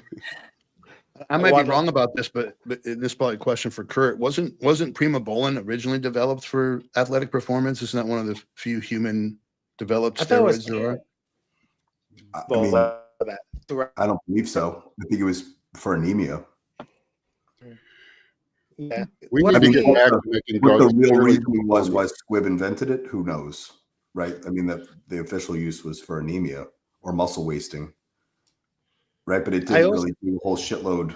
It didn't really do a whole shitload for muscle gain in animals or people, so it was never FDA approved. Yeah, it's one of those weird drugs that doesn't do shit on its own. I know people love Primo, but on its own, it's pretty much a failure. You know, with test, sure, but pharmaceutical companies don't look at it like that. And test was already on the market, so they couldn't just combine the two. Gonzo, it sounds like your audio is chopping out, by the way. Can you hear me now? Is that better? There's like a delay. I think your internet. Like you're watching an old karate movie. I will kill you. I'll put it in chat. Talking to somebody on the moon. All right. So from Gamboni Law, he wants to know, for those hosting or going to Thanksgiving, any thoughts on bringing healthier options to share? Do you tell them it's healthier or just have it blend in? Okay, can I rant on this, please? As a nutritional rant away. This makes me insane when people think they need to tell someone they're eating healthy. Like, who cares? Like, food is healthy. Like, good food is good for you. Like, I don't care what is in your green bean casserole. If I'm bringing food, I'm not going to be like, oh, my food is more pious than your food because it's healthy. Like, absolutely not. Like, what I do when I go to a big event like that, where I might not be able to find healthy options, healthy in my mind, I bring something that I know I can eat, and I'm going to eat that. And I don't care if anybody else eats it. Like, I'm bringing it to share. It's good, healthy, nutritious food. But if a brownie is what you want, like, there's nothing wrong with eating that brownie either. And to try and like moralize your food as being healthier than the other food that's there, oh, bad.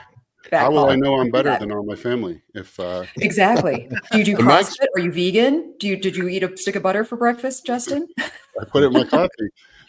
In my experience, Amy comes stocked with cookies. Yes, I do, and they are delicious, and they're nutritious, and they are not, like, you should eat them because they're made with love. With a female competitor because they make the best food, in my experience. Oh, heck yeah. Like, my food is incredible, and like that's why I don't like going out for like a free meal, because it's going to be disappointing. It's not going to be as good as what I made. Yeah. I think you'd be surprised, Justin. I'm pretty good with my prep food and my healthy foods. I was gonna say that's a meme. Like dads will spend 4 hours making the most bomb meal you ever ate, and then disappear for 6 months and never make another meal or something like that. It's true. That's me. Yeah, my dad made spaghetti. Did you guys have thoughts on this that weren't It's the greatest thing I ever ate, but that was it.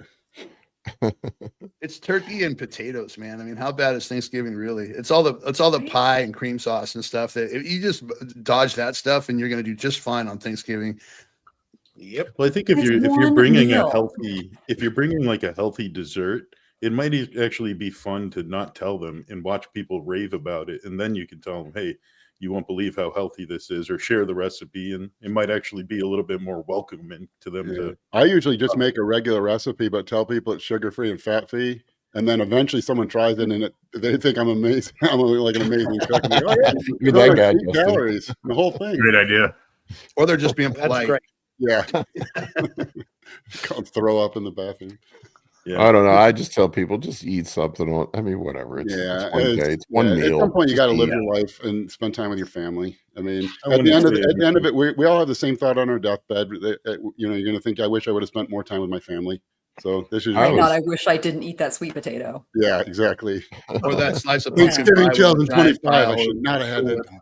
God damn. My mom gets like personally offended when I don't eat her food when I'm on contest Yeah, prep. moms and grandmas, you got to go hungry. If you're not hungry, you can get in trouble. I remember I was on prep one time on my birthday and she baked me this big ass cake. She's like, "You got to eat some of it." I'm like, "Come on, I'm on prep. I told you this." You have no She's idea like, how much I want to eat that right now, Mom. Trust me. Desperately, I want to eat that. Any other time I would. Yeah. Sometimes it works out though. You go to a friend's house and they've got some, delicacy from their country that you don't want to eat, and you happen to have some chicken and rice with you. You're like, "Thank God." That could be a strategy actually. When I was in college and I didn't have money for beer, I would go to a party, and then when someone saw me without a beer, I would just say, "Oh, yeah, I'm not drinking tonight," and they'd be like, "Oh, fuck that, you're getting drunk with me," and I drink for free all night. It worked every time. You could probably pull the same thing at events. Be like, "No, I'm on a diet." And they're like, "No," and you just starting getting fed free food. I'm gonna try that. Practical life advice. Oh, sorry, I can't have it. I'm on a diet. Oh, fuck you are. Have some brownies. All right, you talked me into it. I just have the diabetes excuse. I just tell people I'm diabetic. We'll take some Humalog and eat some cake, motherfucker. Yeah. All right. So this is not a question, just a PSA that we have said many times. Get your gear tested, people. There's been a shortage. John Jewett said it too. Even if you're a man, you should be getting your gear tested. I didn't see his video. Did he show any results, or was it just like a PSA? Did he even show results? I don't know. I don't know if he did. I'm just curious. I saw that video. He said he sent stuff out. He didn't say he got the results back. I am curious. I feel like it wouldn't be that hard. Enough of us know each other in the industry. If people started, collecting that data, so we could get some idea, like how much has quality been affected by the China stuff. I have seen a lot of Primo and Mast run that's test prop. Yeah.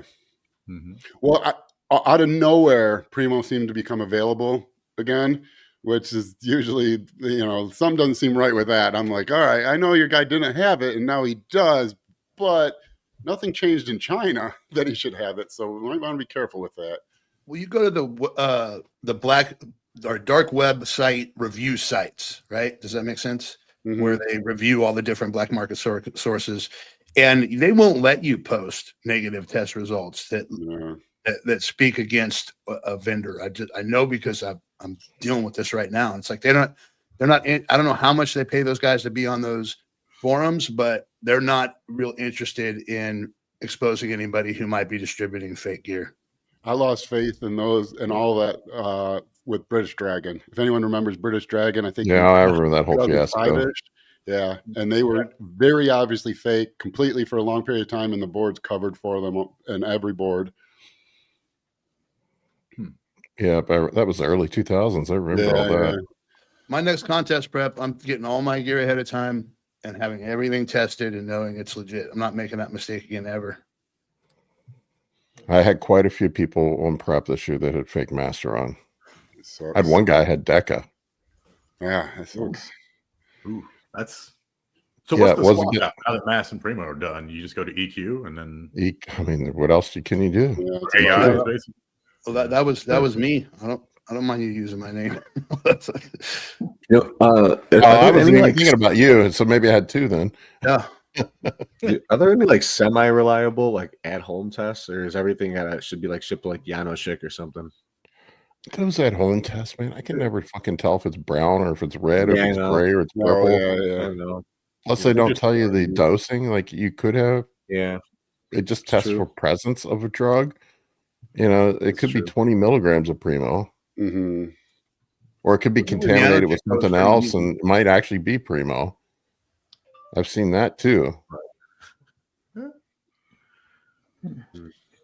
Yeah, you're just not getting those deep results you're looking for, with the at-home test. You're getting a green light or a red light kind of response, and that's not painting the whole picture of what you're putting in yourself. That interview that Scott McNally had with Peter Pekic, is that his name? The guy from Janoshik. It was pretty pretty interesting. They don't. It was cool how they do blind testing. He doesn't want people to tell them what it is, and so he doesn't know what it's supposed to be. He just tells you what the results are.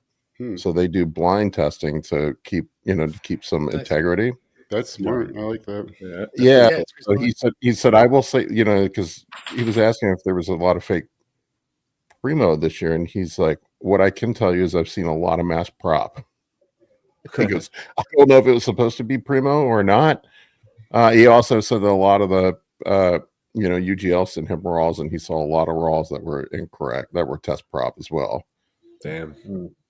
There's a lot of room for, because when you get when the UGLs get a bag of test prop, it doesn't say test prop. It'll say like creatine. They're all not labeled correctly from China, and then hopefully there's some kind of encoding system where they know that if you got creatine, it's really this, and there's just so many levels to get it messed up. If you're a high level athlete and you can find available testing, at the way things are right now, you should.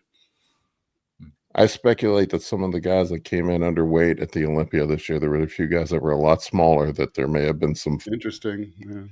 I wonder. Are you talking about someone who, because some of those guys are not small after the Olympia? If I don't know if we're talking about the same people or not, but possibly. All right, what do we got up next? All right, we've made it to Steven's question. All right, Steven, you were put in the corner and told you're a bad boy. Put him in timeout. We've taken you out of timeout now. I don't know if he's still listening or not. I didn't see him in the comment section, so your question will be answered now. You want to answer it? Go ahead. Yeah, I'll ask it. How long does Mast D stay in your system after finishing a cycle? Go, Kurt. Most likely 4 to 5 weeks. So the ester itself doesn't always dictate how long it stays in the body. The parent chemical also has something, and so does the metabolism of the drug. So like test E will be detectable for 3 months, where Primo E is detectable for like 4 weeks. So Mast on E, based on its structure, is probably 4 to 5 weeks in the body. Awesome. Gotcha. All right. You can do it's active for 4 to 5 weeks. That means it's gone that many, until it's fully gone. There's half-life calculators on the internet too. Just Google half-life calculator. It'll only be the based on the ester though. Yeah. Yeah. All right. We won't linger on that one too long. That's Paul, like the guy busting our balls the other day on Instagram about oh yeah, I don't want to mention any names. Yeah. Well, but it was like cite studies. So understanding chemistry isn't looking at PubMed. Right? Like you go to school and you take classes so you can understand to look at something. It's not about like Googling shit on PubMed and figuring out where the answer is. The answer is not there. Right?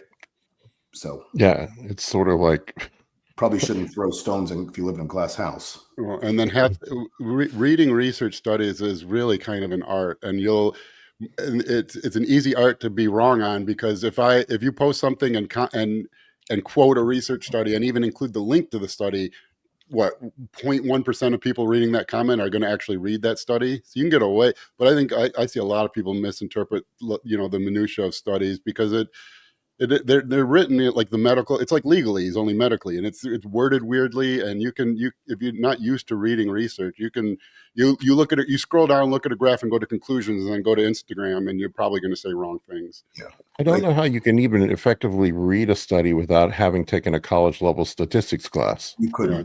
When also and the studies from a long time ago, which involves most steroids, they were even worse than the ones today. They're all terrible. Organic chemistry. Like there's ones about NPP versus DECA from the 60s when the FDA pulled NPP off the market. Average person can't even read that study. Yeah. And graphs, people will post a logarithmic graph and talk about it like it's a non-logarithmic or an exponential graph or a normalized graph, and not understand why something only reaches a max of 1.00. Yeah. Well, I think it was Lane Norton who once said that you can take the data from any study and beat it into submission. Because you really can. You can massage that data to be anything you want it to be. I went on about this the other day, and I talked about it earlier, but the lot of the problem is people get on ChatGPT with the confirmation bias. You can get ChatGPT to agree with anything that you're saying.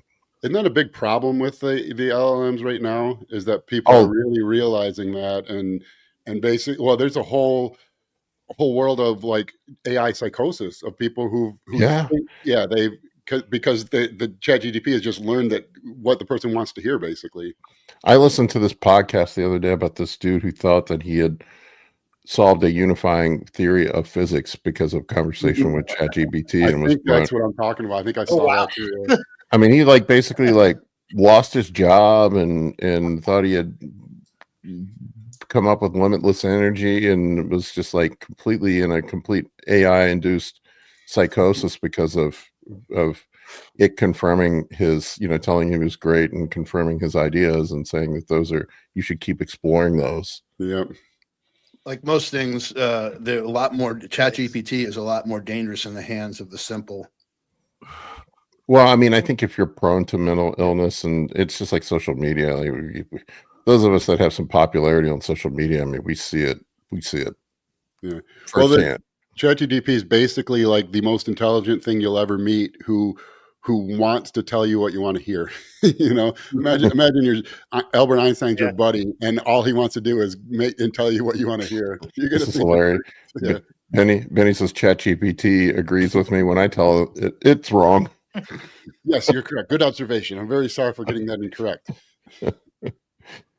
I think it has to be something in the way that they built the system to be positive and to be affirming. I would assume it's probably. Well, don't forget the end goal. I mean, OpenAI is what they're more than $100 billion private valuation right now. You have very, very, very few $100 billion private companies, and so every single aspect of ChatGPT has been optimized to keep users using it and not to give you truthful answers. I mean, it's not designed to give you wrong answers, but it's designed to keep you there. And its maximal, a total addressable market for what it can eventually be economically is how many people it can get on the site and how much time can be spent on there. And so just remember that when you're on there, it's got hundreds of billions of dollars into work to keep you there. Yeah. It's only going to That's a great point. Yeah. It's only going to escalate too. Mm-hmm. Once they figure out how to advertise the product and keep you on there longer. At Troponin IQ, we took a different approach. We disagree with everything you say, tell you how stupid you are, and tell you to get off. We try to get you off the site as quickly as possible. It's a new model. It's a new business model. Curmudgeon AI. Yeah. I want the brutally honest AI. You can massage answers out. You can massage answers out of it. It's all how you interact with it, but it seems to be like the default stance is to be affirming and positive. And it wasn't just this guy that Kurt and I were dealing with the other day. I've had multiple people reach out to me that were convinced that they were right about something because of conversations with ChatGPT. I mean, they send me the screen, they send me the cut and paste, including the emojis. I'm like, bro, that's like fucking that. Yeah, that doesn't mean you understand the underlying mechanisms behind it. Like you have to be intelligent enough to know that you don't understand I used to deal with it all the time in IT. I would spend 20 years in information security consulting and have a degree in it. And I would get people that would do a Google search and think they know more than me. It's just fucking bizarre how people can do a Google search and think they know more than a PhD or somebody with decades of experience at something.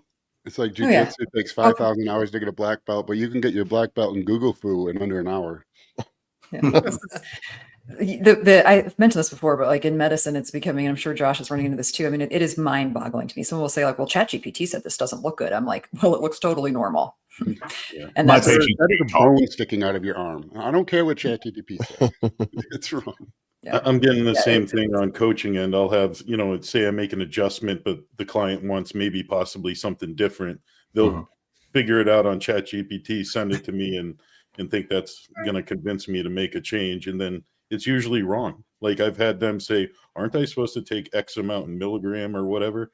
And we're actually talking micrograms. And then it's just like the ChatGPT messed that up. You have to say, hey, you just made my dose times 1,000. You made a mistake. And then ChatGPT will agree. Say, yeah, I did. Have you ever had it hallucinate before? Like I asked it, I was doing some research on SERMs and it gave me back some information that was completely incorrect. Like I'm like, I know this is incorrect, and I asked it. I'm like, where, you know, it said that it got this information from a study, and then I pressed it a little bit more. And I'm like, what study did you get this from?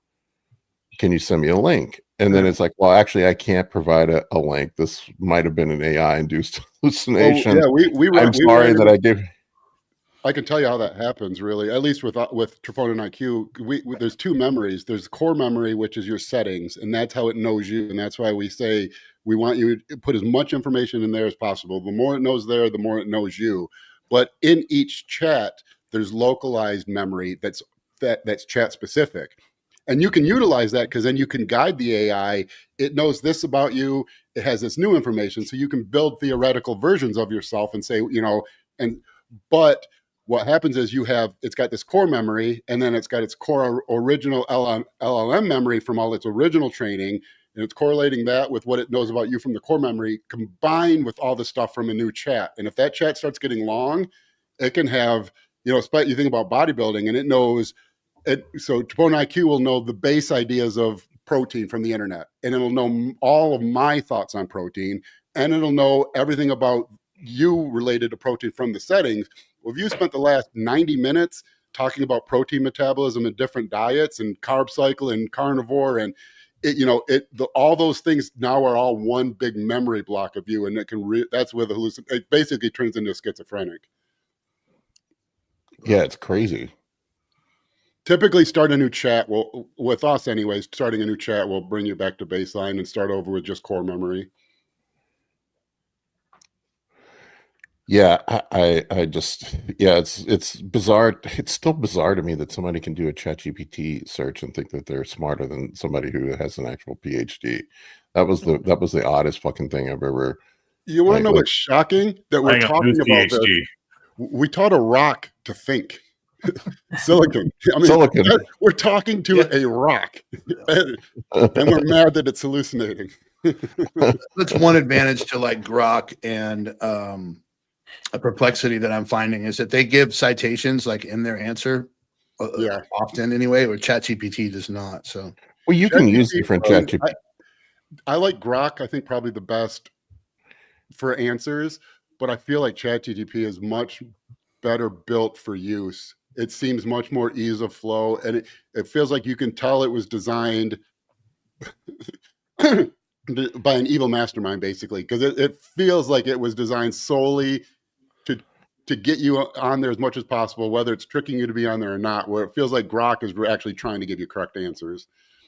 I haven't used Perplexity really much, or Gemini. I don't like Gemini. When I really want to know, I ask all three, Perplexity, Grok, and ChatGPT, when I'm doing research, and I try to correlate whatever answers and stuff. And yeah, I'm researching my weight loss ebook right now, so I'm kind of like, I'm way deep in using these things at the moment. JAMA has an AI of their own now. It's called Open Evidence. It's really good. I think you have to be a practitioner or know somebody to get access to it. But yeah, Open Evidence. Now, once again, it's limited to its database of articles and research, and it's still, I guess, contextual, but at least it's pulling from the full research. I've got it up right now. I've been using it more lately. New England Journal of Medicine, JAMA, the National Comprehensive Network, and the Mayo Clinic. It's all their combined database of information it pulls from. So it's more, if you're looking for medically sound stuff, it's the better platform if you're doing medical research. What kind of large language models are they using in drug research now, Kurt?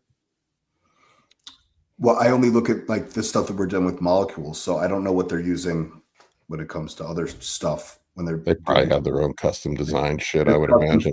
Like you have modeling that you can like model the androgen receptor and see how a molecule will interact with it versus like traditionally you would look at the structure and you can guess what shape it would form and how it would stick. But actually when you model it, sometimes that's not correct. Like we found that with Masteron, that it looks like it would bind more firmly to the androgen receptor than Primabomb, but in reality, it actually deforms and it doesn't actually seem to dock correctly. That's interesting. Yeah, I know AI is being strongly used in some of the. I'd heard that it was used in the development of retatrutide and some of the new peptides and stuff It's that are gonna. coming I out. mean, there'll be almost nothing not developed without, at least in conjunction with its use. I mean, soon by 2030. I think we're pretty close to there anyway. Yeah, I mean, yeah. I think it's.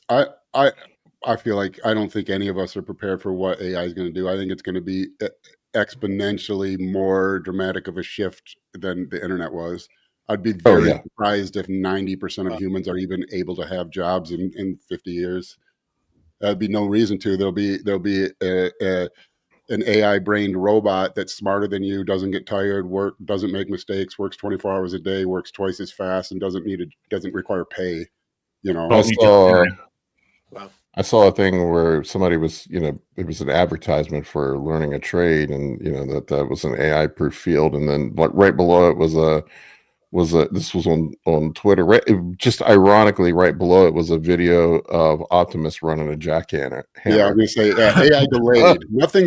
Computers are always better. It's just like if you're into cars or engines or drag racing, guys were really against automatic transmissions because no computer's going to shift better than me. You're not going to find many guys. Certainly not like a standard shift model. You might get a dual clutch manual guy who's just slamming backwards and forwards. But the computers do everything better than us. They just do. Tesla's, what was their one Dojo chip that I think ended up not even going into full production, and that was like 10 to the 16 processes per second. Like the compute was like, and it was, by the time they were ready to produce it, it was already not even like already obsolete. Yeah, 10 to the 16. There's 10 to the 40 protons in the universe. 10 to the 16 calculations a second. I mean, what computers, none of us will do 10 to the 16 calculations in our lifetime in our brain. Well, the way I understand it, the limitation is not in the computing power of the chipsets anymore. It's in the ability to power them. Energy, always, yeah. Energy is going to be the limiting thing. Did anyone watch Age of Disclosure? Really, it's like $20, but it's a really good documentary. But that'll be if whatever the movie basically has people in the government, including Marco Rubio, saying that UAPs are real. We don't know what they are. We don't know. We don't think they're human. We don't think they're from Earth. We have no idea though. But we know that basically the way we believe they move requires a power level and energy level so much more dramatic than what we currently are able to do, that the second that technology is discovered, it's like just a pivot point for humanity, because that's what limits us for everything is energy. That's the reason you can't. How fast you travel is always dictated by energy. The reason anything with matter cannot travel mass cannot travel the speed of light is because it takes an infinite amount of energy because of that mass. The limitation to basically everything you would ever want to do at the end of the day is energy, and energy is the one true conserved thing in the universe. There's some amount of energy in the universe. It's conserved. And so anytime a process happens, there's some energy at the start, some energy at the end, and they're the same. If they're different, that energy is lost, and now it has to be accounted for somewhere else. And that's why calories in versus calories out is true. But that's our limiting factor. And so, yeah, if we develop some like cold fusion or some massive energy production thing at the same time that AI and robotics becomes emergent, I mean, it's going to be like, it'd be like up until that moment we've just blinked and then we open our eyes. Everything's going to be different. It's silly to even talk about trade jobs because who knows what a job even is going to be after that. Wow. Well, what did I say? We've accumulated more information in the last decade than we have the entire history of humanity. Yeah. Well, the average employee is 70% more productive due mostly to computers than they were 50 years ago. Yeah. 70%, that's dramatic. I mean, that's a big increase. A AI robot is 70. It will be the fact, like the idea of it only being 70% more effective than a human is laughable. It'll be 7,000% more efficient than a human. So yeah, it's going to be an interesting couple decades. I saw a thing on the news this morning about how economists are confused because job growth is down, but GDP and productivity are up. And I'm like, I can tell you what the fuck's going on. Yeah. Imagine an incredibly productive workforce creating iPhones and new technology and all these things just pumping them out so fast, and they don't even take a salary, so they're produced so cheaply. No, all these amazing technologies are practically free. You're buying an iPhone for $2. There's most likely there's going to be so much abundance. There's going to be so much abundance, and then either we will like end our species for like because we're idiots, or there'll be a case where there'll be a few hyper wealthy people, where, like the kind of wealth where they're like, if we have the energy levels we're talking about, they're traveling interstellar just for fun, for vacations. But most of us are going to be wealthy without jobs. There's going to be so much wealth produced by these robots that don't require pay. There's going to be so much excess capital and production that there'll be some type of universal income, but we'll all be miserable. We won't have to work. We'll be able to buy most things we want, and we'll still bitch that Elon Musk has even more money than us. Uncle Elon's been running around telling everybody that's going to be the future now, is that we're all just going to be universally wealthy, is what he says. Absolutely. Yeah. I mean, depending on what you consider wealth, but we're all universally wealthy to a 14th century peasant right now. So you look at it that way. But yeah, I mean, just you picture you got some kid making an iPhone by hand right now. You're gonna have a robot making 10 iPhones in the time it takes that kid to make one iPhone at the start, and in 10 years, going to be making 100 iPhones in the time it takes that kid to make one iPhone. And that robot doesn't need to sleep, doesn't get tired, doesn't pee, doesn't eat, doesn't require a salary. Well, you barely have to feed a Chinese. Yeah, good point. I don't think you have to pay him either. That's a place for nets, right? This is why I'm just focused on being a gym bro. Fuck everything else. I'm living my life. You'll have to talk this stuff with my wife, Jackie, Justin. She is obsessed with it. Yeah, I'm trying not to be, because it's, like the inevitable is inevitable. I just want to try to be prepared to ride the wave of it, but it's an interesting time for sure. Well, you sold me no work and I'm rich. Sounds great. Yeah, I think, but we'll be miserable. I mean, we will. That sounds great to me. That sounds terrible. Humans aren't built for. If you think like what evolutionarily, what we're still wired for is we wake up and are hungry. We find food. Chasing the carrot. We want the hunt. I found eggs. It's the best day ever. Oh no, the rain's coming in. I'm cold. You find shelter. Oh, it's the best day of my life. I got a nice warm place to sleep. That's how we're wired. That immediate dopamine. I didn't die. This is the best day ever. I got a full stomach. This is the best day ever. We have none of that now, and look how miserable we are. Yeah, we need adversity. Most of us have is a family and a career. Yeah.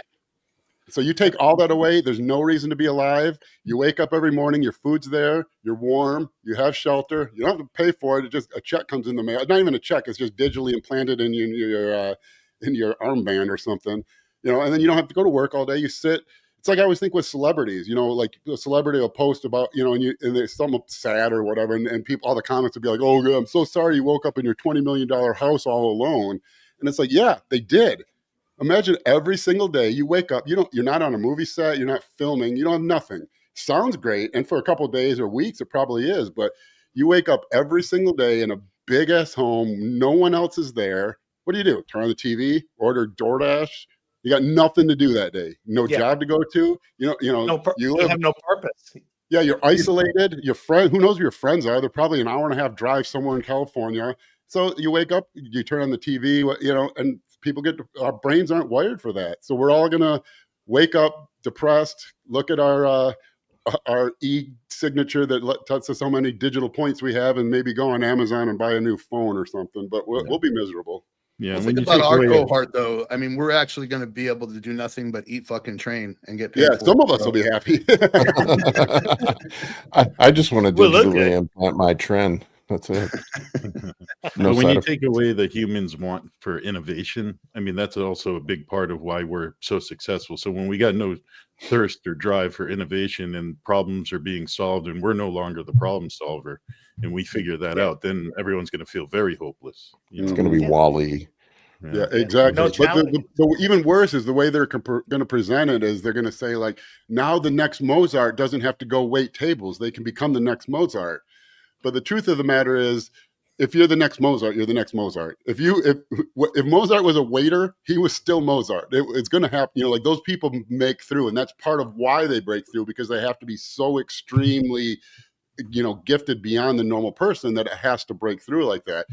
you know, your Like Justin waitress Bieber. at lunch today isn't Mozart.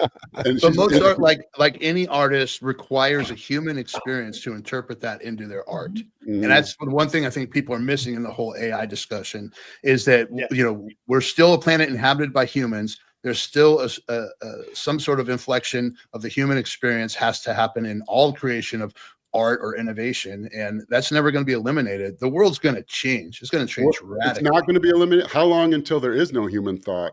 We all use ChatGPT. We were just talking about Paul and Kurt, that guy that was using ChatGPT. All his information came from ChatGPT. All his information came from an AI. So now his knowledge of all that stuff is some mix of what was originally human thought that the AI took and interpreted and put it out to him. Well, then, you know, how many generations of that before there's almost no original human thought anymore. That guy's no Generation after Mozart or generation of Elon AI Musk thought either, to right? AI thought. Just one. Sorry, Mike. No, so that guy's no Mozart or Elon Musk for that matter. You know, he's not a genius. He doesn't need that human interpretation that we were just talking about. Yeah, and right now their thoughts are ChatGPT, which is still human thought originally, but it doesn't take it's not very hard to think, you know, like, so they're learning human thought taught by AI. So they were taught by AI. The next level is getting AI information from an AI that was from human. The next one is AI human. We're not very far before like the original human thought is a long forgotten past thing. Mhm.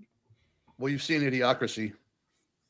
Gattaca. Otto's got what plants need.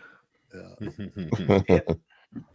Electrolytes. Age of disclosure, though, I'd recommend. It was interesting. It wasn't like it was all like it was UFO type stuff, all videos you've probably seen on the internet. But it was interesting seeing, you know, like just people in the government discuss it and basically say, like, yeah, we have no idea what's going on. Something's weird.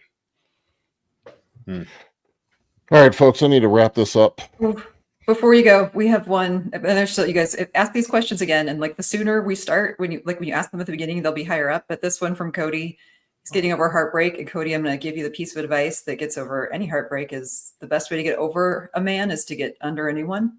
And I think the same thing for a woman. You're not going to have motivation, but I can tell time passes no matter what. And in 2 years, it's going to be 2 years, and you can be fat and miserable and still, you know, upset and heartbroken about this. Or your feelings aren't going to change, but they're going to be much easier to manage when you're not able to sit and dwell on them. Get to the gym.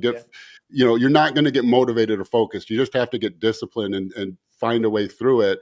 But time's going to pass either way, and in 2 years, you're gonna wish you handled the heartbreak the way you want to handle it right now and not the other way around. And as much as it sucks, and this might be like a sexist thing to say, but no one cares that you're upset. It's you know, they don't. Your friends might, but the people around you, even they don't care either. No. They don't. No, they don't. And so, yeah, that's the cold, hard truth. And so now you can accept that and start making your life better. And in 2 years, be proud of what you disciplined yourself through, or you can let it eat at you. And either way, in 2 years, you're going to be 2 years older.